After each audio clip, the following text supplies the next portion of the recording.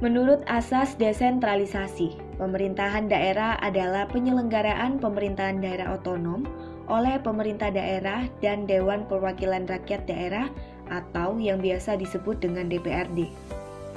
Berbicara mengenai pemerintahan daerah tidak terlepas dari asas dan juga prinsip dalam penyelenggaraan urusan pemerintahan daerah. Apa saja sih asas pemerintahan daerah? Yuk kita bahas. Asas desentralisasi, yaitu penyerahan sebagian urusan pemerintah pusat kepada daerah untuk mengatur dan juga mengurus rumah tangganya sendiri. Maksud dari sebagian urusan ialah karena tidak semua urusan dapat diserahkan kepada daerah, baik provinsi maupun kabupaten atau kota.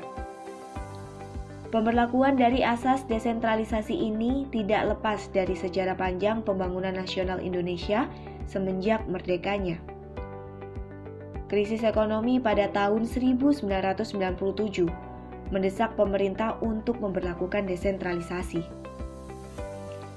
Selain itu, pemerintah daerah merasa terjadi ketidakadilan dan pemusatan dalam pengelolaan sumber daya alam di Indonesia.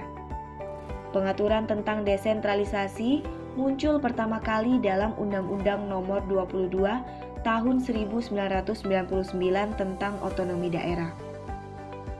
Penerapan asas desentralisasi dapat kita lihat pada kasus Nusa Tenggara Barat, yang mana dalam kasus ini yang menjadi perhatian khusus ialah desentralisasi terkait sistem manajemen perikanan.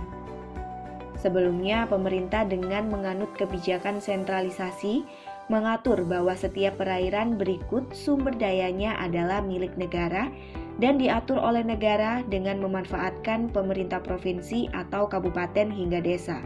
Seluruh keuntungan yang diperoleh nantinya dikelola dan digunakan oleh negara. Setelah penerapan desentralisasi, pemerintah Provinsi Nusa Tenggara Barat mengeluarkan Peraturan Daerah Nomor 15 Tahun 2001 tentang sistem manajemen perikanan di daerahnya. Dengan adanya aturan ini, penanggung jawab perikanan setempat merancang aturan manajemen dan praktek pengelolaan sektor perikanan dengan berdasarkan pada kearifan lokal dan juga pengetahuan adat untuk mencapai kesinambungan produk perikanan daerahnya.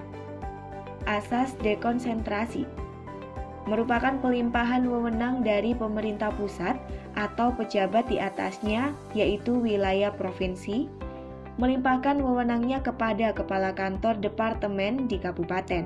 Apabila menarik ke belakang sejarahnya, setelah dikeluarkannya Undang-Undang Nomor 5 Tahun 1974 tentang pemerintahan daerah, secara formal terjadi perimbangan antara ketiga asas otonomi daerah.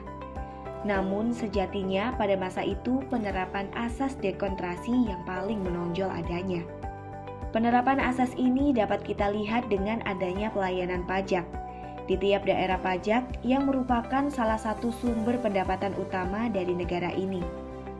Seperti yang kita tahu, seseorang ketika berada di usia produktif dan memiliki penghasilan, maka nantinya ia akan menjadi seorang wajib pajak. Atau ada hal-hal lain yang menjadikan ia harus membayar pajak-pajak tertentu.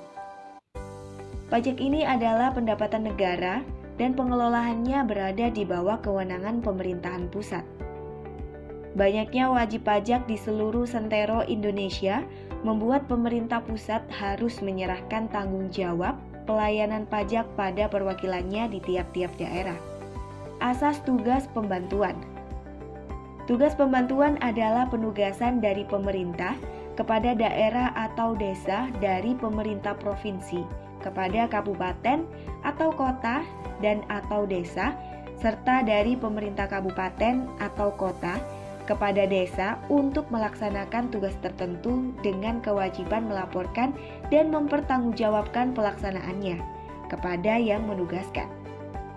Jadi dalam asas ini, pemerintah daerah ikut serta dalam mengurus suatu urusan, namun demikian urusan itu harus dipertanggungjawabkan kepada pemerintah pusat. Maksud diadakan asas tugas pembantuan dalam pembangunan di daerah bertujuan agar keterbatasan jangkauan aparatur pemerintah pusat dapat ditanggulangi melalui kewenangan aparatur daerah.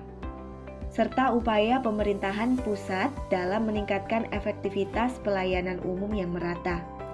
Penerapan asas ini dapat kita lihat di bidang perdagangan, yakni pembangunan pasar, sebagai bentuk kegiatan pembangunan dan pengembangan sarana distribusi oleh pemerintah daerah. Pembangunan pasar harus memperhatikan luas bangunan beserta sarana pendukung yang disesuaikan, dengan luas lahan, jumlah pedagang, dan alokasi dana, tugas pembantuan yang tersedia. Pembangunan pasar tersebut berupa pembangunan kios dengan sarana pendukung berupa toilet, tempat pembangunan sampah, sanitasi, tempat parkir yang memadai, kantor pengelola, pos ukur ulang, sarana ibadah, dan papan nama.